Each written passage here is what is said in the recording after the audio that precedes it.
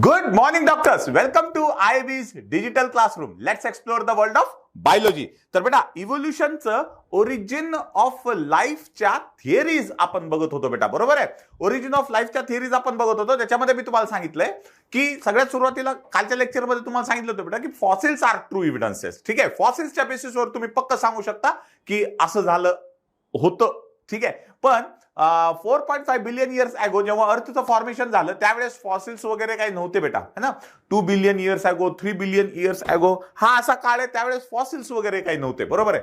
मग त्याच्यामुळे आपण जेव्हा लाईफची ओरिजिन सांगतो की लाईफ अर्थवरती कशी आली, है ना, तर त्यावेळेस आपण काय म्हणतो बेटा, असं झालं असेल, तसं झालं असेल वगैरे वगैरे, है ना, ज्याला तुम्ही म्हणता कन्स्ट्रुड अँड कंजक्चर स्टोरीज. फाईन. आता त्याच्यामध्येच मग आपण काल बघितली स्पेशल क्रिएशन थिअरी, त्याच्यानंतर थिअरी ऑफ कॅटास्ट्रॉफिझम जॉर्ज क्युव्हियर, है ना, थिअरी ऑफ बायोजेनेसिस, अबायोजेनेसिस, उसके बाद थिअरी ऑफ पॅनस्पर्मिया, ह्या सगळ्या थिअरी आपण काल बघितल्या बेटा. सगळ्यात शेवटी जे आपण बघितलं की theory of biogenesis, Redi, Spallanzani and Louis Pasteur. मी तुम्हाला सांगितलं Louis Pasteur finally disproved the theory of abiogenesis. ठीक आहे, finally disproved the theory of abiogenesis, Louis Pasteur. मग त्याच्यानंतर आपण बघितलं बेटा की बायोजेनेसिस थिअरी तुम्हाला लाईफ पासून लाईफ बनते याचे एक्सपेरिमेंटल प्रूफ देते. पण आपण हे पण बघितलं बेटा की लाईफ पासून लाईफ, लाईफ पासून लाईफ, लाईफ पासून लाईफ बनते, पण परत फर्स्ट लाईफ कशी बनते हे कुठं माहिती आहे. ठीक आहे, हे कोण सांगतंय, है ना. How the first life form, ये कहां से पता चलता है. ठीक आहे, तर फर्स्ट लाईफ कुठून तयार झाली त्याचा परत प्रश्न आला. म्हणजे याचा अर्थ तुम्हाला एक वाक्य लिहून दिलं होतं की बायोजेनेसिस थिअरी जी आहे ती तुम्हाला कंटिन्युटी ऑफ लाईफ सांगते, but it does not explain how the first life came on earth. ठीक आहे, आता याच्यानंतर परत आपण कुठं आलोत बेटा, परत आपण त्याच स्टेटमेंटवर आलोत की first life came from non living things. पण अबायोजेनेसिस थिअरी याला सक्सेसफुली किंवा व्यवस्थित एक्सप्लेन करू शकली नाही. म्हणून रशियाचा ओपॅरिन आणि इंग्लंडचा हेल्डेन यांनी एक थिअरी सांगितली बेटा, ओपॅरिन हेल्डेन थिअरी. ओपॅरिन कुठला, रशिया. हे तुमच्या एनसीईआरटी मध्ये दिले बेटा, ह्याच्यावरती कधी कधी प्रश्न विचारतात. ठीक आहे, Oparin belongs to Russia. Oparin and Haldane, JBS Haldane, England. ह्याच्यावर पण प्रश्न विचारतात हा, ओपॅरिन हेल्डेन थिअरी. मग यांनी एक्सप्लेन केलं बेटा की अशा पद्धतीनं first life non living things पासून तयार झाली असेल. हे यांनी यांच्या थिअरीमध्ये सांगितलंय. यांच्याच थिअरीला आपण म्हणतो बेटा केमिकल इव्होल्युशन ऑफ लाईफ. काय म्हणतो बेटा आपण त्याला, chemical evolution of life. Chemical evolution of life. ठीक आहे, ओपॅरिन हेल्डेन थिअरी बेटा रशिया आणि इंग्लंडचा, ओपॅरिन रशिया, हेल्डेन इंग्लंडचा, यांची एक थिअरी आहे बेटा केमिकल इव्होल्युशन ऑफ लाईफ. आता ही थिअरी काय सांगते बघा, नीट लक्ष द्या. आपण काय म्हणलं की 20 बिलियन इयर्स ॲगो युनिव्हर्सचं फॉर्मेशन झालं आणि 4.5 बिलियन इयर्स ॲगो अर्थचं फॉर्मेशन झालं. थोडंसं जास्त नाही, थोडंसं अर्थ बद्दल बघू. अर्थ फॉर्मेशन कधी सांगतो बेटा आपण, 4.5 बिलियन इयर्स ॲगो. अर्थचं फॉर्मेशन कधी सांगतो बेटा आपण, 4.5 बिलियन इयर्स ॲगो. ठीक आहे, आता ह्या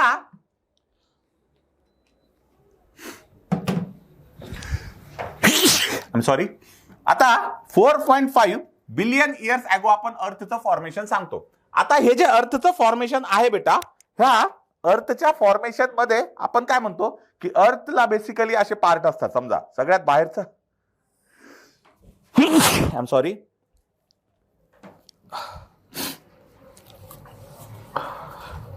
सगळ्यात बाहेरचा जो अर्थचा पार्ट असतो बेटा, ज्याला तुम्ही म्हणता क्रस्ट. सगळ्यात बाहेरचा जो पार्ट असतो बेटा, this is called as crust. ठीक आहे, त्याच्यानंतर मधला जो पार्ट असतो, दिस इज कॉल्ड ॲज मॅन्टल. आणि सगळ्यात आतमध्ये असतो बेटा कोर.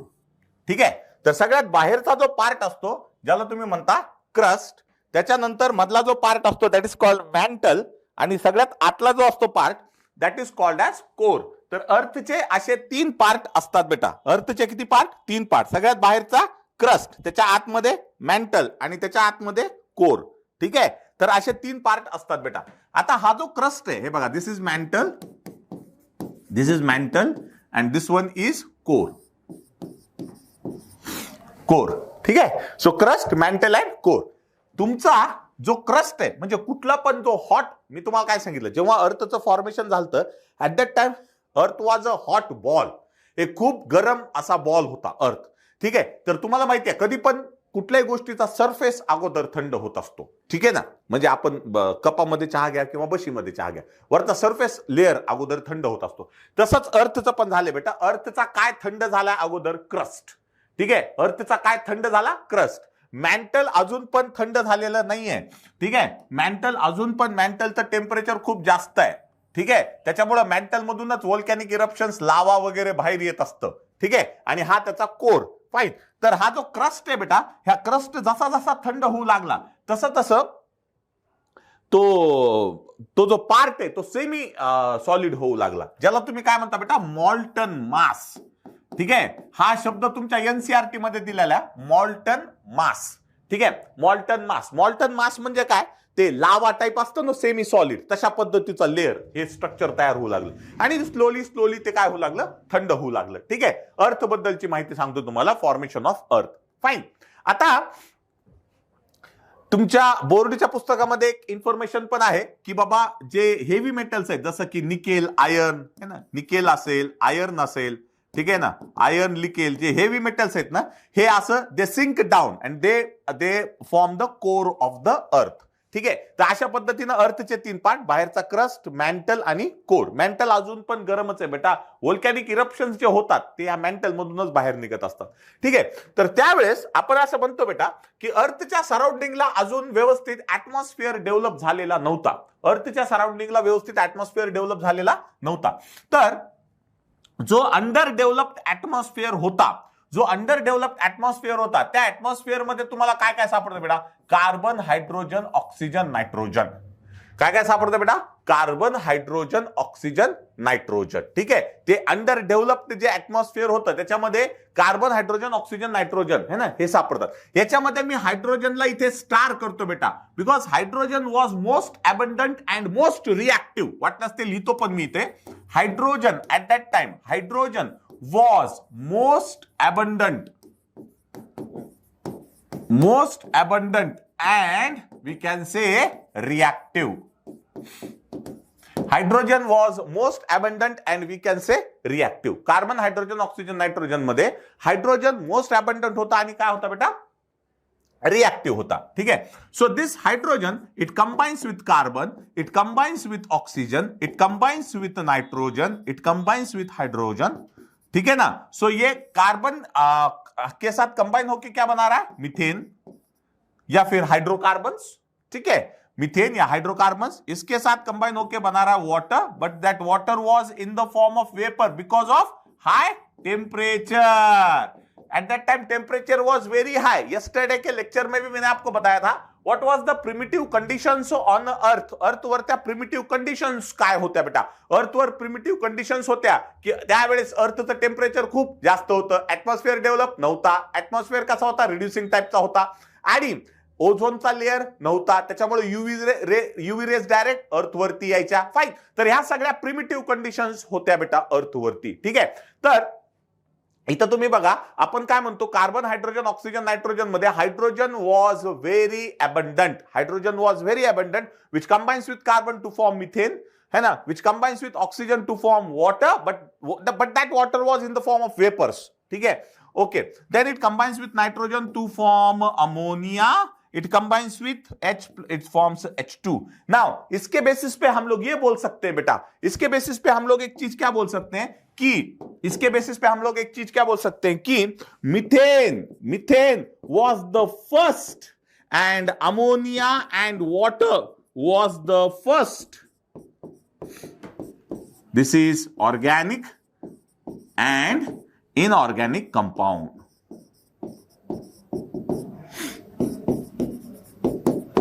है ना, ये सेंटेंस बोल सकते हैं बेटा, methane was the first organic compound which was formed end ammonia end water was the first inorganic compound which was formed on the earth. ठीक है, methane was the first organic end ammonia water was the first inorganic compound which was formed on the earth. जो अर्थ पे क्या हो गए बेटा, form हुए हैं. ठीक है, समझ में आ रही है बात? हे सगळं समजतंय बेटा? काही त्रास इथपर्यंत? काही अडचण तुम्हाला इथपर्यंत? काही त्रास? ठीक आहे, इथपर्यंत काय अडचण बेटा? आपण केमिकल इव्होल्यूशन ऑफ लाइफ शिकतोय बेटा. काय शिकतो आपण? Chemical evolution of life. ठीक है, तो ये एक पार्ट हो गया केमिकल इवोल्यूशन ऑफ लाइफ, या फिर हम लोग जिसको बोलते हैं Oparin Haldane theory. Oparin Haldane थ्योरीचा लिंक लागली का? लिंक लागली, बरोबर आहे. हे बघा, अबायोजेनेसिस थ्योरी काय सांगते की लाईफ नॉन लिव्हिंग थिंग्स पासून बनली आहे. पण अबायोजेनेसिसला डिस्प्रूव्ह कुणी केलं? Redi, Spallanzani, Louis Pasteur. More specifically Louis Pasteur, कारण रेडिस, पॅलेन्झानी मध्ये प्रॉब्लेम होता. लुईस पाश्चरनं फायनली डिस्प्रूव्ह केलं अबायोजेनेसिस. का? कारण त्यानं एक्सपेरिमेंटल प्रूफ दिले आणि सांगितलं की life came from pre existing life. पण आपण काय म्हणतो की बायोजेनेसिस थ्योरीचे एक्सपेरिमेंट जरी आपल्याला पटत असले तरी आपण काय म्हणतो बेटा की बायोजेनेसिस थ्योरी कॉन्टिन्युटी ऑफ लाईफ सांगते. लाईफ पासून लाईफ, लाईफ पासून लाईफ, लाईफ पासून लाईफ. पण फर्स्ट लाईफ कशी आली हे बायोजेनेसिस थ्योरी एक्सप्लेन करत नाही. म्हणून आपण परत कुठे आलोत बेटा? आपण परत अबायोजेनेसिस वरच आलोत. म्हणजे काय? त्याच्या स्टेटमेंटवर की बाबा life came from non living things. पण अबायोजेनेसिस थ्योरीला हे व्यवस्थित एक्सप्लेन करता आलं का? नाही. मग हे व्यवस्थित एक्सप्लेन कुणी केलं? Oparin and Haldane. Oparin and हेल्डेनची थ्योरी तुम्हाला सांगते बेटा की first life on earth is came from non living things, non living material, आणि ती कशा पद्धतीने तयार झाली आहे ते सगळं एक्सप्लेनेशन आहे बेटा. हे बरोबर आहे. चलो, हे कळलं तुम्हाला सगळं इथपर्यंत? काही त्रास? चलो, अब नेक्स्ट स्टेप क्या होगा बेटा? Formation of simple micro molecules. Next step क्या होगा बेटा? Formation of simple micro molecules. Formation of simple micro molecules. आता बघा बेटा, नीट लक्ष द्या, नीट लक्ष द्या. तुमच्याकडे काय रे बेटा? तुमच्याकडे कार्बन आहे, तुमच्याकडे हाइड्रोजन है, तुमच्याकडे ऑक्सीजन है, तुमच्याकडे नाइट्रोजन है, तुमच्याकडे फॉस्फोरस है. ठीक है, ये सारी चीजें आपके पास है. ठीक है, और उसके बाद क्या बने? Methane, ammonia, water. Water was in the form of vapours. Why? Because temperature was very high. At that time temperature was very high, और उसकी वजह से water was in the form of vapours. ठीक आहे, मग आता त्याच्यासोबतच काय तयार झाले तुमचे? मिथेन. ठीक है, ammonia, water, but water was in the form of vapours. उसके बाद हाइड्रोजन, उसके बाद हाइड्रोकार्बन्स. ठीक आहे, ह्या सगळ्या गोष्टी तयार होऊ लागल्या है ना, ह्या सगळ्या गोष्टी तयार होऊ लागल्या. फाईन. आता ह्याच्यापासूनच सिंपल मायक्रो मॉलिक्युल्स तयार होऊ लागले बेटा. सिंपल मायक्रो मॉलिक्युल्स म्हणजे काय? कार्बन, हायड्रोजन, ऑक्सिजनचं मिळून मोनोसॅक्राइड्स बनू लागले. काय बनू लागले बेटा? मोनोसॅक्राइड्स. ठीक आहे, ह्या मोनोसॅक्राइड्स कार्बन, हायड्रोजन, ऑक्सिजनचं बनून, कार्बन, हायड्रोजन, ऑक्सिजनचं बनून काय तयार होऊ लागलं? Fatty acids, glycerol, amino acids, nitrogen सोबत अमाइनो ऍसिड्स. ठीक है, नाइट्रोजन बेस, पेंटो शुगर.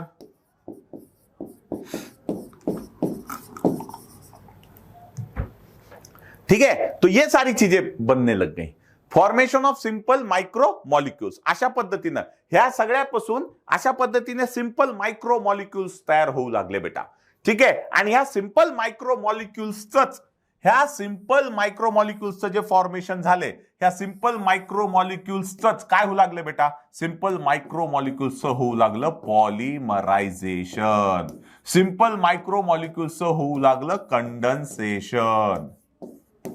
कंडेन्सेशन, पॉलिमरायझेशन है ना. आपण बायोमॉलिक्युल्स मध्ये शिकतो ना बेटा, जेव्हा दोन अमिनो ऍसिड एकत्रित येतात त्यावेळेस एक H2O मॉलिक्यूल निघून जातो, दोन अमिनो ऍसिड मध्ये पेप्टाइड बॉन्डचं फॉर्मेशन होतं, आणि अशा पद्धतीने अमिनो ऍसिडचं लिंक होत जातं आणि प्रोटीन बनतं. ठीक आहे, that is called as the dehydration synthesis. एक वॉटर मॉलिक्यूल रिमूव्ह होतो म्हणून आपण त्याला डिहायड्रेशन सिंथेसिस म्हणतो. ठीक आहे. And that is called condensation. तर कंडेन्सेशन पॉलिमरायझेशन ह्यांच्यामध्ये होऊ लागलं बेटा. ठीक आहे. पण कंडेन्सेशन पॉलिमरायझेशन होण्यासाठी एनर्जी रिक्वायर्ड असते. And at that time what is the energy source? At that time what is the energy source? त्यावेळेस एनर्जीचा सोर्स काय होता बेटा? आणि त्यावेळेस एनर्जीचा सोर्स होता बेटा लाइटनिंग. काय होतं? लाइटनिंग, वीज, lightning, volcanic eruptions, lightning, volcanic eruptions. उसके बाद हम लोग बोल सकते हैं यूवी रेज, रेडिएशंस, है ना? UV rays, radiations. So all these are the energy sources which are required for this polymerization and condensation reactions. ठीक है. और इसकी वजह से ये जो सिंपल माइक्रोमोलिक्यूल्स हैं बेटा, ये जो सिंपल माइक्रोमोलिक्यूल्स हैं, इसी सिंपल माइक्रोमोलिक्यूल्स से क्या बने बेटा? There is formation of complex, there is formation of complex macromolecules, है ना? There is formation of complex macromolecules. ठीक आहे ना बेटा? ह्या सिंपल मायक्रोमॉलिक्युल्स जे तयार झालेले आहेत इथे जे सिंपल मायक्रोमॉलिक्युल्स तयार झालेत, ह्या सिंपल मायक्रोमॉलिक्युल्स मध्ये पॉलिमरायझेशन, कंडेन्सेशन, है ना, अशा पद्धतीच्या रिएक्शन्स होऊ लागल्या आणि कॉम्प्लेक्स मॅक्रोमॉलिक्युल्स तयार होऊ लागले बेटा. आता या कॉम्प्लेक्स मॅक्रोमॉलिक्युल्स मध्ये आपण काय काय सांगतो? कॉम्प्लेक्स मॅक्रोमॉलिक्युल्स मध्ये आपण सांगतो बेटा अमिनो ऍसिड्स पासून काय बनले? प्रोटीन्स. मोनोसॅक्राइड्स पासून काय बनले? पॉलीसॅक्राइड्स. फॅटी ऍसिड्स, ग्लिसरॉल पासून काय बनले? लिपिड्स, और वी कॅन से फॅट्स. ठीक आहे. नायट्रोजन बेस पेंटो शुगर पासून तुमचा डीएनए, आरएनए. ठीक आहे. आता ह्याच्यामध्ये थोडस हे आहे बेटा, काय म्हणते त्याला, डिबेट आहे की पहिले डीएनए आले का पहिले आरएनए आले. ठीक आहे. बरेचसे आरएनए वर्ल्ड अल्टमनने जे सांगितलं आहे ना, तुम्ही मॉलिक्युलर बायोलॉजी मध्ये शिकता, आरएनए वर्ल्ड काय सांगतं की पहिलं आरएनए आलं. का? कारण RNA act as a enzyme, ribozyme म्हणून काम करतं आरएनए. त्याच्यामुळे आरएनए वर्ल्ड सांगतं बेटा की पहिला आरएनए आला. ठीक आहे. So polysaccharides, lipids, fats, DNA, RNA, protein अशा पद्धतीचे मॅक्रोमॉलिक्युल्स, कॉम्प्लेक्स मॅक्रोमॉलिक्युल्स तयार होऊ लागले बेटा. Formation of complex macromolecules. आता या ठिकाणी मी अजून एक गोष्ट सांगू इच्छितो बेटा तुम्हाला की प्रोटीनचं फॉर्मेशन जे आहे, ज्याला आपण म्हणतो बेटा लँडमार्क इव्हेंट. प्रोटीनच्या फॉर्मेशनला आपण काय म्हणतो बेटा? प्रोटीनच्या फॉर्मेशनला आपण म्हणतो लँडमार्क इव्हेंट. प्रोटीनच्या फॉर्मेशनला आपण लँडमार्क इव्हेंट का म्हणतो? ठीक आहे. बघा, नीट लक्ष द्या.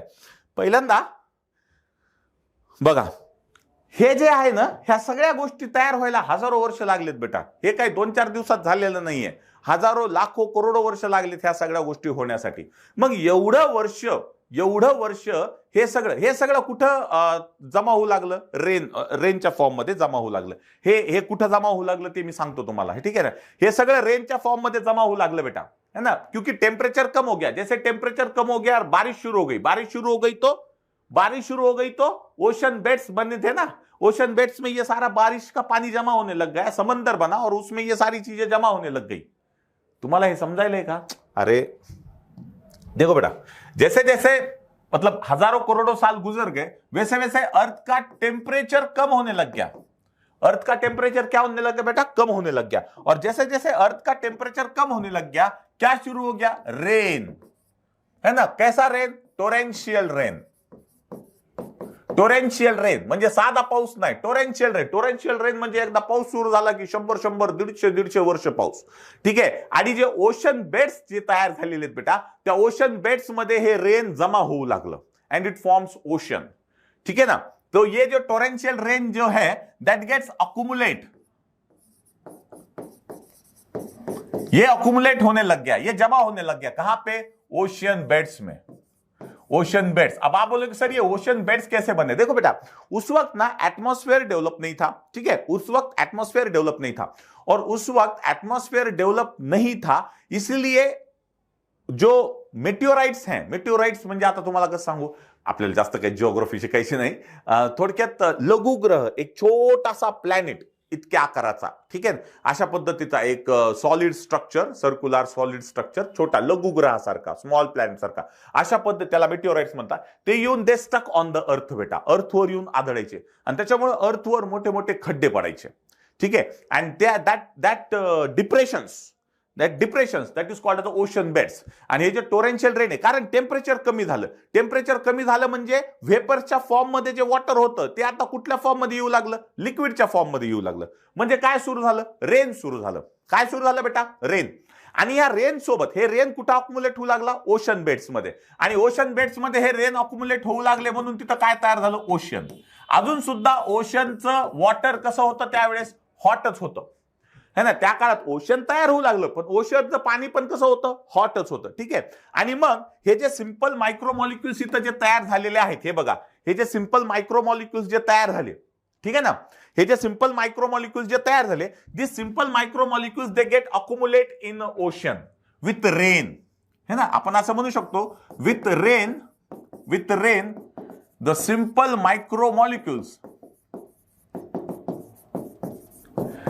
मायक्रोमॉलिक्युल्स they gets accumulate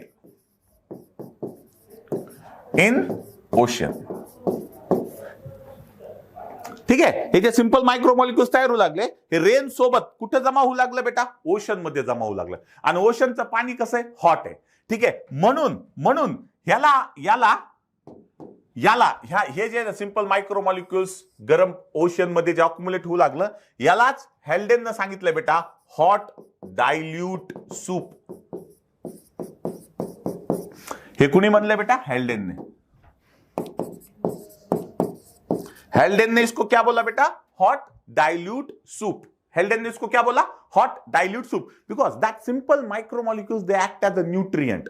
आणि ओशनचं पाणी कसं होतं, हॉट होतं, त्याच्यामुळे ते एक सूप सारखं काम करत होतं, ठीक आहे. तर त्याच्यामुळे हॅल्डेन त्याला काय म्हणतो, हॉट डायल्यूट सूप, ठीक है. देखो फिर से देखते हैं. देखो बेटा, आपके पास क्या है, कार्बन हाइड्रोजन ऑक्सीजन नाइट्रोजन. आपके पास क्या है बेटा, कार्बन हाइड्रोजन ऑक्सीजन नाइट्रोजन. हे कार्बन हाइड्रोजन ऑक्सीजन नाइट्रोजन मिळून काय काय बनवलं, methane, ammonia, water. But water was in the form of vapours and H2, ठीक आहे. ह्याच्यासोबतच हायड्रोकार्बन्स वगैरे जे तयार झाले, यांच्यापासूनच सिंपल मायक्रोमॉलिक्युल्स तयार झाले बेटा. यांच्यापासून काय तयार झालं, सिंपल मायक्रोमॉलिक्युल्स. आता जसं जसं अर्थचं टेम्परेचर कमी होऊ लागलं, तसं तसं वॉटर जे वेपरच्या फॉर्म मध्ये होतं ते कुठल्या फॉर्म मध्ये येऊ लागलं, रेनच्या फॉर्म मध्ये येऊ लागलं, ज्याला आपण टोरेन्शियल रेन म्हणतो. टोरेन्शियल रेन म्हणजे हजारो वर्षापर्यंत पाऊस पडतो, ठीक आहे ना. आता त्यावेळेस ऍटमॉस्फिअर नसल्यामुळं मेटिओराइट्स येऊन अर्थवर आदळायचे, ते स्टक ऑन द अर्थ. त्याच्यामुळे अर्थवर ना असे डिप्रेशन्स पडायचे, ज्याला तुम्ही म्हणता ओशन बेड्स. आणि मग हे जे रेन आहे, हे रेन येऊन त्या ओशन बेड्स मध्ये जमा व्हायचं. पण रेन जे ओशन बेड्स मध्ये जमा व्हायले, ते कोणाला घेऊन यायले सोबत, सिंपल मायक्रोमॉलिक्युल्सला सोबत घेऊन यायले, ठीक आहे. मग हे ओशन बेड्स मध्ये जमा होऊ लागलं. यालाच हॅल्डेननं काय म्हणलंय बेटा, यालाच हॅल्डेननं म्हणलंय हॉट डायल्यूट सूप. ह्याला हॅल्डेननं काय म्हणलंय बेटा, हॉट डायल्यूट सूप, ठीक आहे. आता लक्ष द्या. तर मला सांगा, ह्या सिंपल मायक्रोमॉलिक्युल्स पासून कॉम्प्लेक्स मॅक्रोमॉलिक्युल्स तयार झाले. हे कुठं तयार झाले बेटा, हे ओशन मध्ये तयार झाले. आताच तुम्हाला मी सांगितलं. ये सब कहां हुआ, ये सब हुआ ओशन में. ओशन, ठीक आहे, ओशन मध्ये झाले हे सिंपल. मग आता हजारो वर्षापासून हे तसंच स्टेबल होते. हजारो वर्षापासून काय होते बेटा, हे तसेच स्टेबल होते. तर हे स्टेबल होते बेटा, ठीक आहे. आता दोन प्रश्न आहेत इथे. एक तर प्रोटीनला तुम्ही लँडमार्क इव्हेंट म्हणता, आणि दुसरं आपण काय म्हणतो बेटा, की हजारो वर्षापर्यंत हे स्टेबल का होते. हे दोन प्रश्न इथे आहेत.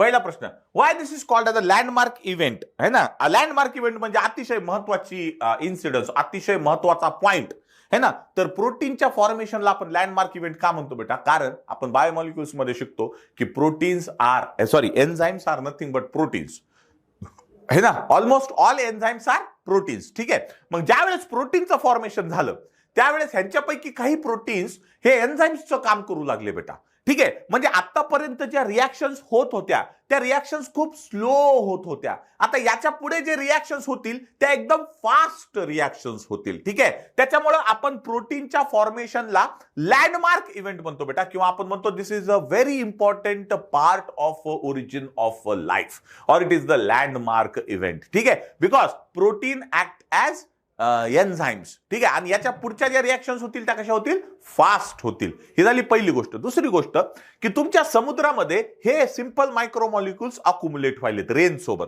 हे काय आता एक्सप्लेन केलं ना मी. रेन सोबत काय होऊ लागलं, हे सिंपल मायक्रोमॉलिक्युल्स समुद्रामध्ये अक्युमुलेट व्हायले, ज्याला हेल्डेननं म्हणलंय हॉट डायल्यूट सूप. मग हे हजारो वर्षापर्यंत हे तसेच राहिले, स्टेबल राहिले. त्याचं म्हणजे सिंपल मायक्रोमॉलिक्युल्स पासून कॉम्प्लेक्स मॅक्रोमॉलिक्युल्स तयार व्हायची ही जी प्रोसेस आहे, सिंपल मायक्रोमॉलिक्युल्स पासून कॉम्प्लेक्स मॅक्रोमॉलिक्युल्स तयार व्हायची ही जी प्रोसेस आहे, ह्याला हजारो वर्ष लागलेत बेटा. मग हजारो वर्षापर्यंत हे स्टेबल कसे राहिले? त्याचं कारण असं आहे की because at that time the atmosphere was reducing type. त्याचं ऑक्सिडेशन करायला फ्री ऑक्सिजनच नव्हता. There was no free oxygen. This is what the primitive condition of earth है ना. At that time the atmosphere was reducing type, there was no free oxygen. त्याच्यामुळे त्याचं oxidation करण्यासाठी काहीच नहीं है ना. उसके पास ऑक्सीडेशन करने के लिए फ्री ऑक्सीजन है ही नहीं, इसलिए वो कैसे थे, स्टेबल थे. आज ये चीज नहीं हो सकती. आज हे होणं शक्य नाही. का? कारण आजचा एटमॉस्फेयर ऑक्सीडाइजिंग है. जैसे ये बनेगा ये फिर ब्रेक होगा उसमें, ठीक है. जैसे ही आप देखते हो ना एप्पल को ऐसे रख दो 10-15 दिन कुछ नहीं होगा, लेकिन जैसे ही आप एप्पल को काटते हो उसका सरफेस ब्लैक हो जाता है बेटा, ठीक है. रिएक्शंस होती है ऑक्सीजन के साथ, ठीक है. तो आज एटमॉस्फेयर में फ्री ऑक्सीजन है, तो जैसे आज ये रिएक्शंस नहीं होगा. क्यों? क्योंकि यहां पर क्या हो रहा है, इसका ऑक्सीडेशन हो जाएगा आज, क्योंकि एटमॉस्फेयर आज ऑक्सीडाइजिंग है. उस वक्त का एटमॉस्फेयर रिड्यूसिंग था, इसीलिए ओशन में ये सारी चीजें स्टेबल रहती थी हजारों सालों तक, ठीक है. तो यहां तक समझ में आ गया बेटा. ये हॉट डाइल्यूट सूप वाला कंसेप्ट समझा आपको, हॉट डाइल्यूट सूप वाला कंसेप्ट समझा, ठीक है. देखो जैसे जैसे टेम्परेचर कम हो गया, एटमॉस्फेयर का टेम्परेचर जैसे जैसे कम हो गया, वैसे वैसे वेपर्स के फॉर्म में जो वाटर था वो कन्वर्ट किस में हो गया, वाटर के फॉर्म में कन्वर्ट हो गया, और वो रेन के फॉर्म में नीचे आने लग गया. अब वो नीचे आते आते ये सारे सिंपल माइक्रोमॉलिक्यूल्स को कहां पे जमा करने लग गया, ओशन में. क्योंकि ओशन बेड्स बने थे. मेटियोराइट्स जब स्टक करते थे अर्थ पे तो वहां पे डिप्रेशंस बनता था, तो ओशन बेड्स बने, और ये सारे सिंपल माइक्रोमॉलिक्यूल्स बारिश के साथ, रेन वाटर के साथ उसमें जमा होने लग गया. अब ओशन का टेम्परेचर तो हाई है, क्योंकि अभी भी अर्थ का टेम्परेचर पूरी तरह से ठंडा नहीं हुआ है. आज जैसा अर्थ है वैसा उस वक्त अर्थ नहीं था, इसीलिए उसको हेल्डेन क्या बोलता है, हॉट डाइल्यूट सूप. क्या बोलता है बेटा हेल्डेन उसको, हॉट डाइल्यूट सूप. होप आपको यहां तक समझ में आ गया, कोई दिक्कत कोई सवाल. और प्रोटीन के फॉर्मेशन को हम लोग क्या बोलते हैं बेटा, लैंडमार्क इवेंट बोलते हैं. अब देखो प्रोटीन की एक और प्रॉपर्टी है. प्रोटीन की एक और प्रॉपर्टी क्या है बेटा, प्रोटीन का कोलॉइडल नेचर होता है. प्रोटीन का क्या नेचर होता है बेटा, कोलॉइडल नेचर होता है. तो वो वाला पॉइंट अभी हम लोग समझते हैं, ठीक है. तो हो क्या रहा था कि ये देखो, ये तेरा समंदर है, ठीक है. तो ये तेरा समंदर है,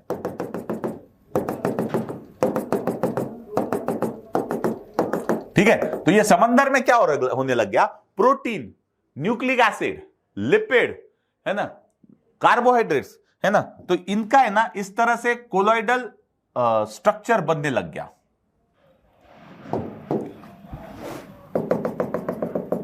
इस तरह से ये ऐसे कोलॉइडल स्ट्रक्चर बनने लग गया बेटा, ठीक है ना. ये देखो, ये इस तरह से ऐसा कोलॉइडल स्ट्रक्चर बनने लग गया, लाइक दिस, इस तरह से कोलॉइडल स्ट्रक्चर, ठीक है. ये देखो, ये समंदर में, ठीक आहे. समुद्रामध्ये अशा पद्धतीचं कोलॉइडल स्ट्रक्चर तयार होऊ लागलं बेटा, ठीक आहे. आणि ह्याच कोलॉइडल स्ट्रक्चर जे तयार होऊ लागलं समुद्रामध्ये, ज्याला तुम्ही म्हणता बेटा, this is the colloidal droplets. This is called colloidal droplets. This is called colloidal droplets, ठीक है. इसको आप लोग बोलते हो बेटा कोलॉइडल ड्रॉपलेट्स, ठीक है. फाइन. तो इस तरह से कोलॉइडल ड्रॉपलेट्स ये समंदर में बनने लग गए, और इसी कोलॉइडल ड्रॉपलेट्स को आप लोग बोलते हो बेटा प्रोटोबायॉन्स. क्या बोलते बेटा इसको, प्रोटोबायॉन्स. प्रोटो मीन्स इनिशियल, शुरुआतीचा, प्रोटोबायॉन्स, ठीक है. तो इस प्रोटोबायॉन्स में आप लोग देखो इस तरह से कोलॉइडल ड्रॉपलेट्स बनने लगे. ये प्रोटोबायॉन्स की खासियत क्या थी, this protobionts they can grow in size, they can grow in size but cannot reproduce. So they can grow in size but they cannot reproduce. ते साईज त्यांचा आकार वाढत होता. कसा, कारण सराउंडिंगला सिंपल मायक्रोमॉलिक्युल्स, कॉम्प्लेक्स मॅक्रोमॉलिक्युल्स प्रेझेंट आहेत ना बेटा. मग ते इथं यांच्यासोबत जर ते ऍड झाले तर त्यांचा साईज वाढेल. So they can grow, protobionts लक्षात ठेवायचं, protobionts they can grow in size but they cannot reproduce, है ना, त्यांचा साइज वाढत होता पण ते रिप्रोड्यूस करू शकत नव्हते. ठीक है, अब यहां पे आप लोग देखोगे बेटा एक और पॉइंट, ये यहां तक समझ में आ गया, कोई दिक्कत कोई सवाल? अब एक और पॉइंट यहां पे. ठीक है, देखो न्यूक्लिक एसिड और प्रोटीन, न्यूक्लिक एसिड और प्रोटीन का जो कॉम्बिनेशन हुआ है ना, देखो न्यूक्लिक एसिड बना ना, यहां पे बना न्यूक्लिक एसिड, है ना, ये डीएनए आरएनए न्यूक्लिक एसिड बना, और ये प्रोटीन, इनका जो कॉम्बिनेशन हुआ और कॉम्बिनेशन होने के बाद इनसे जो न्यूक्लियो प्रोटीन बना, न्यूक्लियो प्रोटीन जो बना, इनका कॉम्बिनेशन होने के बाद जो न्यूक्लियो प्रोटीन बना, इसको आप लोग बोलते हो बेटा first sign of life, first sign of life, और ये बना 4 बिलियन ईयर्स एगो.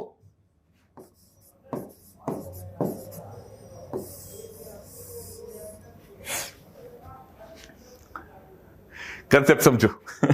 काय लेकर नुसतं येड्यावनी बघत येतं, बाबो म्हणतात काय हे, अरे बाबा बघा बघा, अर्थचं फॉर्मेशन 4.5 बिलियन इयर्स ॲगो, अर्थ का फॉर्मेशन 4.5 बिलियन इयर्स ॲगो. आता त्याच्यानंतर हे सगळं झालं, हे झालं, ठीक आहे, त्याच्यानंतर हे झालं, हे झालं, ठीक आहे, हे हे हे पण झालं, है ना, ह्या सगळ्या गोष्टी झाल्या, आणि इथं प्रोटीन आणि न्यूक्लिक ऍसिड तयार झाले. ठीक आहे, इथं काय तयार झालं? प्रोटीन आणि न्यूक्लिक ऍसिड. मग हे प्रोटीन आणि न्यूक्लिक ऍसिड एकत्रित आले, आणि प्रोटीन न्यूक्लिक ऍसिड एकत्रित येऊन काय बनवलं त्यांनी? न्यूक्लिओ प्रोटीन बनवलं. आणि हे न्यूक्लिओ प्रोटीन जेव्हा बनलं, हे न्यूक्लिओ प्रोटीन जेव्हा बनलं, त्याला आपण म्हणतो बेटा फर्स्ट साइन ऑफ लाईफ. आणि ते कधी झालं? 4.5 बिलियन इयर्स अगो. म्हणजे हे बनेपर्यंत किती वर्ष लागले?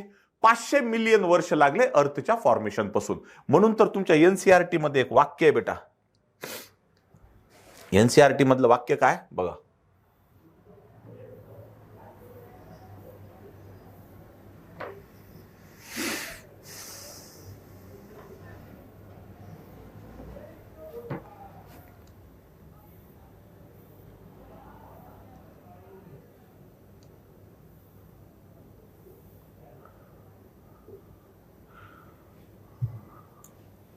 अरे यार हाँ, ये देखो यहां पे एक सेंटेंस है, life appeared 500 million years after the formation of अर्थ, that is almost 4 billion years back. ठीक है, समझा? Life appeared 500 million years after the formation of अर्थ, that is almost 4 billion years back. म्हणजे आपण काय सांगतो बेटा, हे बघा, हे एनसीईआरटीचं वाक्य. एनसीईआरटी काय सांगते? 4.5 बिलियन इयर्स ॲगो अर्थचं फॉर्मेशन. ठीक आहे, आणि त्याच्यानंतर 500 मिलियन म्हणजे आजपासून किती अगोदर? 4 बिलियन इयर्स अगोदर, है ना. आपण काय म्हणतो? Life appeared. लाईफ अपियर्ड म्हणजेच काय? First sign of life. म्हणजेच काय बेटा? फर्स्ट साइन ऑफ लाईफ म्हणजेच तुमचं फॉर्मेशन ऑफ न्यूक्लिओ प्रोटीन. म्हणजेच काय बेटा? तुमचं फॉर्मेशन ऑफ न्यूक्लिओ प्रोटीन. हे कन्सेप्ट कळाला का? हे बघा, हे एनसीईआरटीचा concept, almost 4 billion years back. हे बघा, हे कन्सेप्ट है. ठीक है, समझा? तो वही वाली चीज हम लोग यहां पे देख रहे हैं.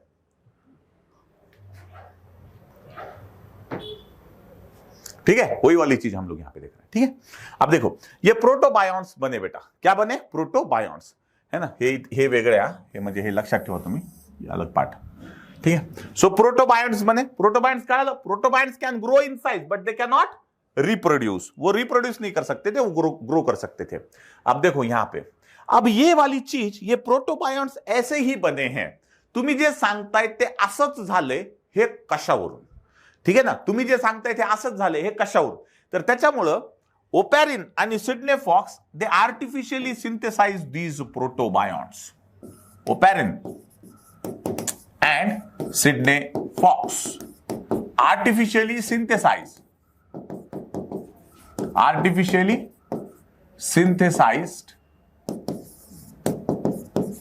प्रोटोबायोन्स. ठीक आहे, दे आर्टिफिशियली सिंथेसाइज्ड प्रोटोबायोन्स. म्हणजे ओपॅरिननं काय सिंथेसाइज केलं बेटा? कोआसर्वेट्स.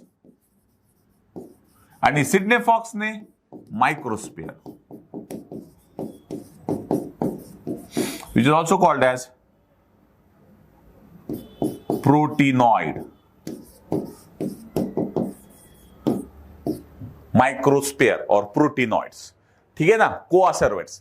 ठीक है, अब देखो हाँ एक और चीज है, देखो अभी इन्होंने बोला की भाई ऐसे ऐसे ऐसे ऐसे हुआ है, ठीक है, यांनी सांगितलं असं असं असं झाले, पण असंच झालंय कशावरून, ऐसा ही हुआ है किसके बेसिस पे, तो उन्होंने सिडने फॉक्स और ओपेरिन ने ये वाली चीज, ये प्रोटोबायंट आर्टिफिशियली सिंथेसाइज करके बताया बेटा, है ना। आपको एक्सपेरिमेंटल प्रूफ देना पडेगा ना, आप तुम्ही फक्त थेरी सांगायला तर असं थोडीच होतंय, तुम्हाला एक्सपेरिमेंटल प्रूफ द्यावं लागेल, तेव्हा कुठं समोरल्याला कळेल ना की हा हे खरं बोलायले म्हणून।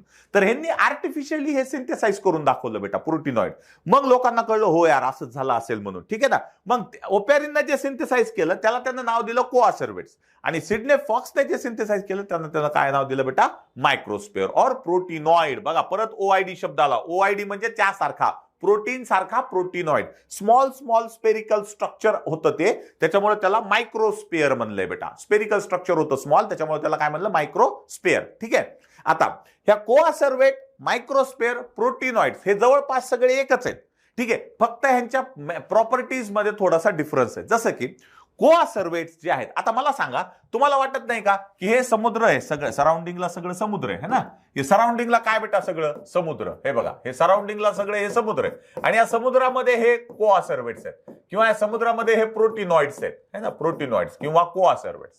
ठीक आहे, मग म्हणजे प्रोटोबायॉन्ट्स, ठीक आहे, हे समुद्रामध्ये, मग तुम्हाला असं वाटत नाही का की हे थोडंसं ह्या समुद्रापेक्षा वेगळे पाहिजे, म्हणजे असं मिक्स व्हायला नाही पाहिजे समुद्राच्या पाण्यात, ह्यांचं एक स्वतःचं एक अस्तित्व पाहिजे ना, है ना, इनका खुद का एक कुछ अस्तित्व होना चाहिए ताकि सराउंडिंग एटमॉस्फेयर से ये खुद को अलग रख सकें। आता तुम्ही म्हणताल सर त्याच्या तसं कशासाठी, तर त्यांच्यामध्ये इंटरनल एन्व्हायरमेंट मेंटेन व्हायला पाहिजे ना, तुमच्या लक्षात आलंय का, सब मिक्स अगर हो जाएगा तो इसका खुद का क्या अस्तित्व रहेगा, ठीक है ना। त्याच्यामुळे काहीतरी एक लेयर, एक मेम्ब्रेन पाहिजे बेटा, जे यांना सराउंडिंग एटमॉस्फेअर पासून सेपरेट करते, जेणेकरून त्यांच्यामध्ये त्यांचं जे इंटरनल एन्व्हायरमेंट आहे ते इंटरनल एन्व्हायरमेंट त्यांचे ते काय करू शकतात, मेंटेन करू शकतात। ठीक आहे, तर कोआसर्वेट आणि मायक्रोस्फियर मध्ये थोडासा डिफरन्स आहे बेटा। कोआसर्वेट्स दे कॅनॉट रिप्रोड्यूस, है ना, and coacervates they do not have membrane, फक्त एक वॉटरची थिन लेयर आहे जी कोआसर्वेट्सला सराउंडिंग पासून सेपरेट करते, पण आपण त्याला लेअर म्हणू शकत नाही। हा, जर तुम्ही मायक्रोस्फिअरचा विचार केला तर मायक्रोस्फिअरच्या सराउंडिंगला डबल लिपिडचा मेम्ब्रेन असतो बेटा, मायक्रोस्फिअरच्या सराउंडिंगला डबल लिपिडचा काय असतो, मेम्ब्रेन असतो, जो त्याला सराउंडिंग पासून काय करतो, सेपरेट करतो। ठीक आहे, आणि मायक्रोस्फिअर कॅन डिवाइड असेक्शुअल रिप्रोडक्शन, ठीक आहे, फ्रॅगमेंटेशन होतं, बडिंग होतं, तर मायक्रोस्फिअर रिप्रोड्यूस करू शकतात, कोआसर्वेट रिप्रोड्यूस करू शकत नाहीत। कोआसर्वेटला मेम्ब्रेन नाहीये, मायक्रोस्फिअरला काय बेटा, मेम्ब्रेन असते। ठीक है, so this is what the difference point, ये कुछ डिफरेंस पॉइंट है मेरे पास, इसका स्लाइड है, ये आपको पीपीटी ये आपको मिल जाएगा, इसको लिखने की कोई जरूरत नहीं है, ये वाला पार्ट आपको मिल गया होगा, ठीक आहे, तुम्हाला मिळाले असतील ह्याच्या नोट्स, त्याच्यामध्ये हे सगळं मी लिहून दिलेलं आहे। ठीक है, बघा बेटा, coacervates consisted of collection of organic molecule surrounded by film of water molecule, film of water molecule, इसको आप लोग मेम्ब्रेन नहीं बोल सकते। ठीक है, the arrangement of water molecule although not a membrane, लिखवा के दिया है, they lack membrane but could have function as a physical barrier between the organic molecule and their surrounding, they have ability to increase in size but they cannot reproduce. बेटा लक्षात ठेवा, कोआसर्वेट size न वाढू शकतात पण रिप्रोड्यूस करू शकत नाहीत। Microsphere is a collection of organic macromolecules with a double layered outer boundary. Microsphere मध्ये double layered outer boundary आहे, याच्याकडे मेम्ब्रेन नाही। They can multiply by budding, fragmentation, binary fission. Budding असेल, फ्रॅगमेंटेशन असेल, बायनरी फिशन असेल, त्याच्याने काय करू शकतात, ते मल्टिप्लाय करू शकतात। ठीक आहे, so this is the difference between coacervate and microsphere. Coacervate and microsphere मधला काय बेटा डिफरन्स आहे हे तुम्हाला दिलंय पीडीएफ फॉर्म मध्ये। ठीक आहे, ओके, सो ये डिफरन्स हो गया, फाइन, हे साइडला आहे, मी त्याच्यामुळे तिथं रेश मारलेली साइडला आहे। ठीक है, ये हो गया, अब इसी को आगे कंटिन्यू करते हैं, कळलं, हीच प्रोसेस पुढे कंटिन्यू करू, काही त्रास समजला नाही बेटा तुम्हाला, ते साइडला इन्फॉर्मेशन, थोडासा पाणी पी लेता हूं, है ना।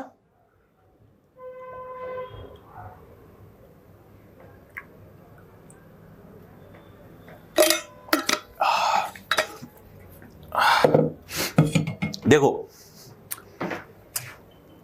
ये अलग है। ये फर्स्ट साइन ऑफ लाइफ समझ में आ गया। Life appeared after the 500 million years after the formation of earth, म्हणजे आजपासून 4 बिलियन इयर्स अगो. कन्सेप्ट कळला? ठीक आहे, त्यालाच फर्स्ट साइन ऑफ लाइफ म्हणतात किंवा त्याला लाइफ अपियर्ड म्हणतात. ठीक आहे. सो प्रोटोबायंट्स कळलं. Protobionts these are the colloidal droplets, इसी को प्रोटोबायंट्स बोलते हैं. इसमें क्या क्या है? प्रोटीन, फैट्स, लिपिड्स, उसके बाद न्यूक्लिक एसिड, सब कुछ है इसमें. ठीक है, समझा? हे प्रोटोबायंट्स आर्टिफिशियली सिंथेसाइज करून दाखवलं ओपेरिन, त्याला त्याचं नाव काय दिलं? कोआसेर्वेट. हेच प्रोटोबायंट आर्टिफिशियली सिंथेसाइज केलं सिडनी फॉक्सने, त्याला त्यानं काय नाव दिलं? माइक्रोस्फेयर, विच इज कॉल्ड प्रोटीनॉइड. ठीक है, इनके प्रॉपर्टी में थोड़ा बहुत डिफरेंस है, वो डिफरेंस मैंने अभी आपको बताया. ठीक है. सो प्रोटोबायंट. अब क्या होने लग गया बेटा कि म्यूटेशन हुआ है ना, म्यूटेशन. और इसमें ये प्रोटोबायंट्स का जो न्यूक्लिक एसिड है, दैट न्यूक्लिक एसिड में कैपेबिलिटी आई कि वो रिप्रोड्यूस कर सकते हैं. दे कैन डुप्लिकेट और दे कैन रेप्लिकेट. सो इसके आगे का स्टेप क्या होगा? हे बघा, एरो केलंय, ह्याच एरोला आपण पुढे कंटिन्यू करू. ठीक है, ह्या एरोला आपण पुढे कंटिन्यू करू. ये देखो ये एरो. ठीक है. अब ड्यू टू म्यूटेशन क्या हुआ बेटा? म्यूटेशन हुआ, mutation. And now the nucleic acid they can replicate or we can say divide. They can replicate or we can say divide. Mutation हुआ. Now the nucleic acid can replicate or we can say divide. ठीक है. अब क्या होने लग गया? The protobionts they become what we can say metabolically active. Protobiont becomes metabolically very active और फिर इसका कन्वर्जन हुआ eobiont. Now eobiont can grow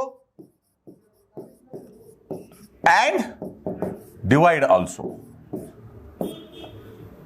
क्योंकि डीएनए में न्यूक्लिक एसिड में प्रॉपर्टी आ गई, रेप्लिकेट किया डिवीजन की, और फिर इसका कन्वर्जन हुआ ईओबायंट में. इसी को आप लोग बोलते हो बेटा प्रोटोसेल. प्रोटोसेल. और इसी को आप लोग बोलते हो non cellular form of life.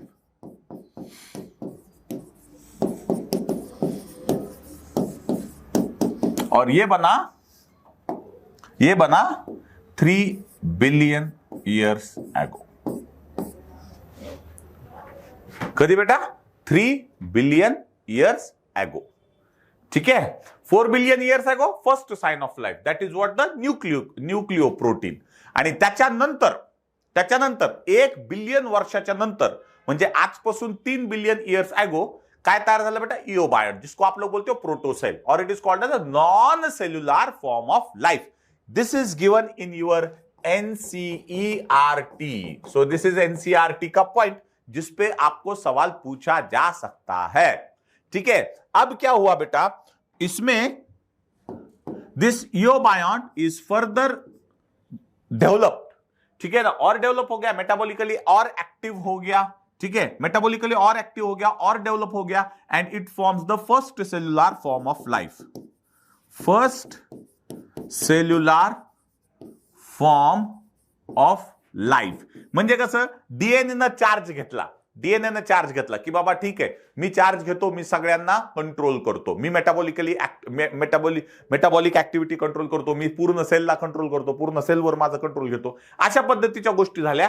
हे ईओबायंट थोडं अजून फर्दर डेव्हलप झालं, ज्याला तुम्ही म्हणता first cellular form of life. आणि हे होण्यासाठी परत 1 बिलियन वर्ष लागले बेटा. म्हणजे first cellular form of life आपण कधी सांगतो? 2 बिलियन इयर्स एगो. आणि हा जो first cellular form of life होता तो प्रोकॅरियोटिक होता की यूकॅरियोटिक होता? ऑब्वियसली कसा असेल बेटा? प्रोकॅरियोटिक sale.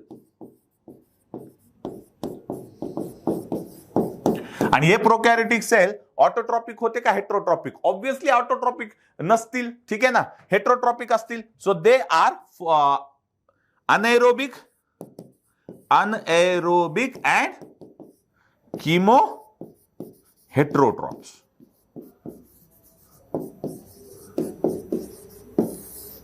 Anaerobic and chemoheterotrophs. So first cellular form of life जो तयार झाला तो कसा होता बेटा? अनाएरोबिक अँड कीमोहेट्रोट्रॉप्स. आणि त्याला आपण प्रोकॅरियोटिक सेल म्हणतो आणि त्यालाच तुम्ही म्हणतो बेटा first cellular form of life 2 billion years अगो. ठीक आहे, आता तुम्हाला मेळ बसतंय का बेटा सगळं व्यवस्थित? मी परत एकदा सोप्या भाषेमध्ये सांगतो तुम्हाला. ठीक आहे, सोप्या भाषेमध्ये सांगतो बघा. फॉर्मेशन ऑफ अर्थ, फॉर्मेशन ऑफ अर्थ, उसके बाद फर्स्ट साइन ऑफ लाइफ, ठीक है, या फिर जिसको आप लोग बोलते हो लाइफ अपीयर्ड, लाइफ अपीयर्ड, या फिर जिसको आप लोग बोलते हो न्यूक्लियो प्रोटीन का फॉर्मेशन. ठीक है, समझा? उसके बाद त्याच्यानंतर आपण म्हणतो प्रोटोबायंट, उसके बाद यूबायंट, उसके बाद first cellular form of life, और इसी को आप लोग यूबायंट को क्या बोलते हो? Non cellular form of life. कळलं? ठीक आहे, मग आता बघा नीट लक्ष द्या. ठीक आहे, नीट लक्ष द्या. काय दिलंय? हे सगळं तुमच्या एनसीईआरटी मध्ये दिलंय. हे सगळं एनसीईआरटी मध्ये दिलंय. एनसीईआरटी मध्ये वाचून कन्फ्युज व्हायचं नाही. बघा किती व्यवस्थित सांगितलंय मी तुम्हाला. ठीक आहे, तर फॉर्मेशन ऑफ अर्थ बेटा 4.5 बिलियन इयर्स अगो. ह्याच्यानंतर 500 वर्ष first sign of life 4 billion years ago. त्याच्यानंतर non cellular form of life 3 billion years ago. त्याच्यानंतर cellular form of life 2 billion years ago. कळलं? हे सगळं एनसीईआरटी मध्ये दिले. हे वाचताना कन्फ्युज व्हायचं नाही. हे वाचताना कन्फ्युज व्हायचं नाही. हे एनसीईआरटी मध्ये सगळं दिलेलं आहे. एनसीईआरटी वाचत असताना तुम्हाला कन्फ्युज होऊ नये. एनसीईआरटी समोर ठेवायची, क्लास नोट्स हे लिहिलेले समोर ठेवायचे, नंतरच प्रिपरेशन करायचं बेटा, म्हणजे तुम्हाला व्यवस्थित कळेल. ठीक है, तो यहां तक आपको सब अच्छे से समझ में आ गया बेटा? ये पूरा ओपेरिन हेल्डेन का थ्योरी समझ में आ रहा है कि नहीं आ रहा? ठीक है, ओपेरिन हेल्डेन थ्योरी समजायला का? ओपेरिन हेल्डेन थ्योरी काय सांगते बेटा की सगळ्यात सुरुवातीला काय होतं? Carbon, hydrogen, oxygen, nitrogen. त्याच्यामध्ये हायड्रोजन सगळ्यात जास्त काय होता? अबंडंट होता आणि मोस्ट रिएक्टिव्ह होता. त्याच्यामुळे काय म्हणला? First organic compound methane, first inorganic compound ammonia and water, but water was in the form of vapour because temperature was very high. त्याच्यानंतर H2. ठीक आहे, आणि त्याच्यानंतर आपण म्हणतो बेटा की पहिल्यांदा हे हे हे हे बघा. ठीक आहे, काय होऊ लागलं? सिंपल मायक्रोमॉलिक्युल्स तयार होऊ लागले. ठीक आहे, कार्बन, हायड्रोजन, ऑक्सिजन, नायट्रोजन सोबत. त्याच्यानंतर टेम्परेचर जसं कमी होऊ लागलं तसं रेन सुरू झाला, ज्याला आपण काय म्हणतो? Torrential rain. आणि ओशन बेड्स मध्ये हे पाणी जाऊन जमा होऊ लागलं. त्याच्यासोबत सिंपल मायक्रोमॉलिक्युल्स पण जमा होऊ लागले बेटा. आणि ओशन बेड्स, ओशनचं पाण्याचं टेम्परेचर हाय, त्याच्यामुळे हेल्डेनने त्याला काय नाव दिलं? Hot dilute soup. आणि हे जे सिंपल मायक्रोमॉलिक्युल्स आहेत, ह्या सिंपल मायक्रोमॉलिक्युल्सचं पॉलिमरायझेशन, कंडेन्सेशन होऊ लागलं. त्याच्यासाठी एनर्जी सोर्स काय होतं? Lightning, volcanic eruptions, UV rays, radiations. आणि त्याचं कन्व्हर्जन होऊ लागलं बेटा कॉम्प्लेक्स मॅक्रो मॉलिक्युल्स मध्ये, जसं की formation of protein, polysaccharides, lipids, fat, nucleic acid. त्यात आपण प्रोटीनच्या फॉर्मेशनला लँडमार्क इव्हेंट म्हणतो बेटा, because protein act as enzymes. आणि ह्याच्या पुढच्या ज्या रिएक्शन्स होऊ लागल्या त्या फास्ट होऊ लागल्या, कारण protein act as a enzyme. ठीक है, उसके बाद हम लोग बात किए कि ये जो प्रोटीन है उसमें कोलोइडल नेचर होता है बेटा, और इस प्रोटीन की वजह से समंदर में इस तरह से कोलोइडल ड्रॉपलेट्स बनने लग गए. ठीक है, इसी कोलोइडल ड्रॉपलेट्स में जो हम लोग बोलते हैं कि न्यूक्लिक एसिड और प्रोटीन का जो फॉर्मेशन होकर न्यूक्लियोप्रोटीन बना, उसी को आप लोग फर्स्ट साइन ऑफ लाइफ या उसी को आप लोग लाइफ अपीयर्ड बोलते हो 4 बिलियन ईयर्स अगो. ठीक है, अभी ये जो कोलोइडल ड्रॉपलेट्स बने इसी को आप लोग प्रोटोबायंट्स बोलते हो बेटा, which can grow but they cannot reproduce. आता हे असंच झालंय सगळं, आतापर्यंत जेवढं तुम्हाला सांगितलंय हे सगळं असंच झालंय. याला प्रूफ करण्यासाठी ओपॅरिनने हे आर्टिफिशियली सिंथेसाइज करून दाखवलं बेटा, ज्याला त्यांना नाव दिलं कोआसर्वेट. सिडने फॉक्सने त्याला आर्टिफिशियली सिंथेसाइज करून दाखवलं, ज्याला त्यांना नाव दिलं मायक्रोस्फेअर. हे दोन्ही पण सेमच आहेत, protobiont, coacervate, microsphere, all these are one and same, but इनका थोड़ा बहुत प्रॉपर्टी डिफरेंस है. जैसे कि कोआसर्वेट में मेम्ब्रेन नहीं होता, एक वाटर की फिल्म होती है जो इंटरनल एनवायरनमेंट को एक्सटर्नल एनवायरनमेंट के साथ क्या करते हैं? सेपरेट करते हैं. But the microsphere they are having double lipid का लेयर. ठीक है, microsphere can divide, coacervate can not divide. ठीक आहे, मग ह्या प्रोटोबायंटचं कन्व्हर्जन कशामध्ये झालं बेटा? इओबायंट मध्ये झालं. So eobiont can grow and divide. Protobiont मध्ये जे न्यूक्लिक ऍसिड होते त्यांच्यामध्ये म्युटेशन झालं. Now they are having ability to replicate or to divide, and that eobiont is called protocell. Which is called as a non cellular form of life. हे कधी तयार झालं? 3 billion years अगो. त्याच्यामध्ये परत डेव्हलपमेंट झाली, परत त्याच्यामध्ये मेटाबॉलिकली ऍक्टिव्ह झाला, डीएनए न चार्ज घेतला, डीएनए म्हणला मी सगळं सांभाळतो, ठीक है. आणि त्याच्यानंतर तयार झालं बेटा first cellular form of life, जो कि कैसा था, जिसको आप लोग प्रोकैरियोटिक सेल बोलते हो, जो कैसा था, अनेरोबिक एंड कीमो हेटेरोट्रॉप्स. यहां तक समझ में आ गया? कोई दिक्कत, कोई सवाल? हे कळलं का बेटा इथपर्यंत? अरे हे कळलं का? काही त्रास? ठीक आहे. आता याच्यानंतर तयार झाले बेटा कीमो ऑटोट्रॉप्स. इसके बाद हाँ ये देखो, ये भी आपको बहुत सिंपल वे में समझा के दिया. हे सगळं व्यवस्थित आशाला असं लिहून घ्या. याच्यानंतर तयार झाले बेटा कीमो ऑटोट्रॉप्स. कीमो ऑटोट्रॉप्स, ठीक है. हेटेरोट्रॉप्स किती दिवस राहतील? अन्न लिमिट आहे ना, समंदर भी खत्म हो जाएगा ना, सगळेच खाणारे म्हणल्यावर कसं जमल. तर ह्याच्यापैकी काही कीमो ऑटोट्रॉप्स बनू लागले बेटा. त्याचं एक एक्झाम्पल आहे नायट्रिफाइंग बॅक्टेरिया, नायट्रिफाइंग और we can say iron bacteria. असे कीमो ऑटोट्रॉप्स बनू लागले बेटा, ठीक आहे. त्याच्यानंतर ह्या कीमो ऑटोट्रॉप्स मध्ये बॅक्टेरियो क्लोरोफिल डेव्हलप होऊ लागला. बॅक्टेरियो क्लोरोफिलची काय होऊ लागली? डेव्हलपमेंट झाली, ठीक आहे. आणि फोटोसिंथेसिस चालू झालं, ठीक आहे ना. याचं एक एक्झाम्पल आपण सांगू शकतो, प्लॅंक्टॉनिक सल्फर बॅक्टेरिया. प्लॅंक्टॉनिक सल्फर बॅक्टेरिया, ज्याच्यामध्ये काय डेव्हलप झालं बेटा? बॅक्टेरियो क्लोरोफिल. बट त्यांचा जो हायड्रोजन सोर्स होता बेटा, तो हायड्रोजन सोर्स काय होता?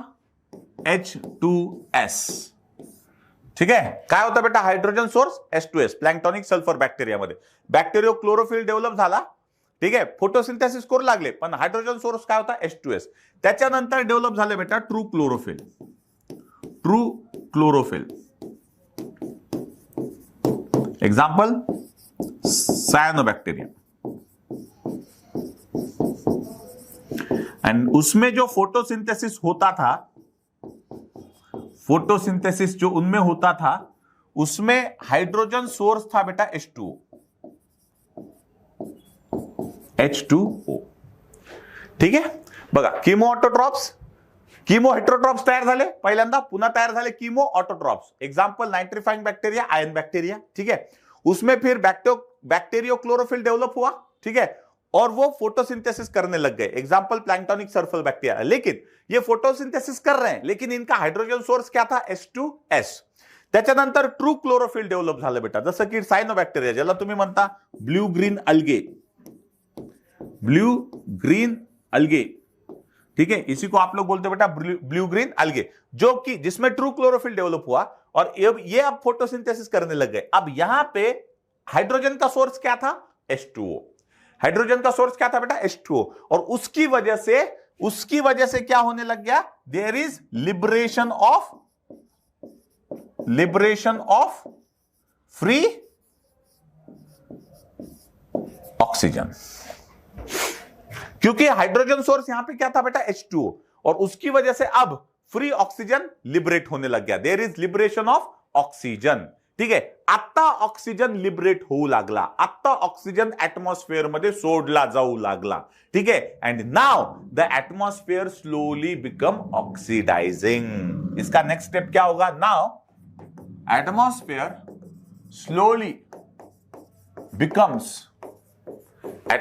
Slowly becomes oxidising. Atmosphere slowly becomes oxidising, ठीक आहे. एटमॉस्फेअर आता स्लोली काय होऊ लागला बेटा? ऑक्सिडायझिंग होऊ लागला. आतापर्यंत ऍटमॉस्फेअर कसा होता? रिड्युसिंग टाइपचा ऍटमॉस्फेअर होता. आता स्लोली ऍटमॉस्फेअर काय होऊ लागला? ऑक्सिडायझिंग होऊ लागला. का? कारण सायनोबॅक्टेरियाचं काय सुरू झालं? फोटोसिंथेसिस सुरू झालं. त्याच्यामुळे स्लोली ऍटमॉस्फेअर बिकम्स ऑक्सिडायझिंग, ठीक है. अब उसके बाद लगभग 1.5 billion years ago eukaryotic cell develop हो गए, ठीक आहे ना. म्हणजे युकॅरियोटिक सेल फॉर्म व्हायच्या अगोदर काय तयार झाले, सेल ऑर्गेनेल्स, जैसे कि माइटोकॉन्ड्रिया, एंडोप्लाज्मिक रेटिकुलम, है ना. तो सेल ऑर्गेनेल्स डेवलप होने लग गए और फिर पहला यूकैरियोटिक सेल फॉर्म कब हुआ बेटा, 1.5 billion years ago. 1.5 billion years एगो. म्हणजे आपण जे इथं लिहिलंय त्याच्यामध्ये तुम्ही इथं पण ऍड करू शकता की यूकॅरियोटिक सेल, यूकैरियोटिक सेल कब बेटा, आज से 1.5 billion years ago. 1.5 billion years ago eukaryotic cell. ठीक है, समझा, यहां तक कोई दिक्कत? ठीक है,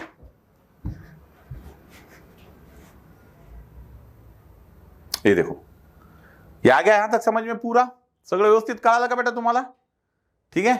ऍटमॉस्फिअर कसं स्लोली ऑक्सिडायझिंग होऊ लागलं. आता ऍटमॉस्फिअर स्लोली ऑक्सिडायझिंग होऊ लागलं, ठीक आहे, ऍटमॉस्फिअर स्लोली ऑक्सिडायझिंग होऊ लागलं, याचा अर्थ काय काय निघू लागला बेटा, ऑक्सीजन.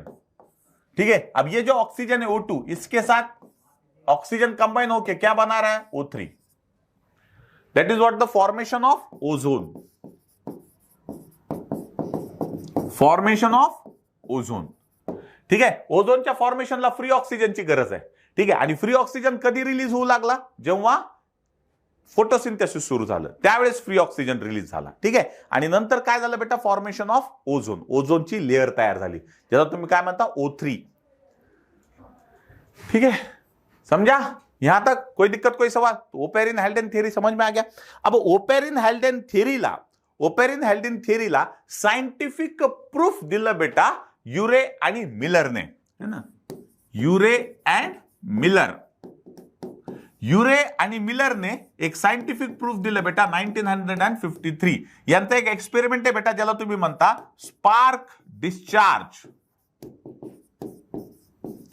स्पार्क डिस्चार्ज ॲपरेटस, है ना. काय म्हणतो बेटा आपण त्याला, स्पार्क डिस्चार्ज ॲपरेटस. ठीक आहे, तर हे जे पूर्ण ओपेरिन हेल्डेन थ्योरी जी आहे, ह्या ओपेरिन हेल्डेन थ्योरीला सायंटिफिक प्रूफ दिलं बेटा युरे आणि मिलरने. 1953 चा एक्सपेरिमेंट आहे त्यांचा, त्यांचा एक ॲपरेटस आहे ज्याला तुम्ही म्हणता स्पार्क डिस्चार्ज ॲपरेटस, है ना.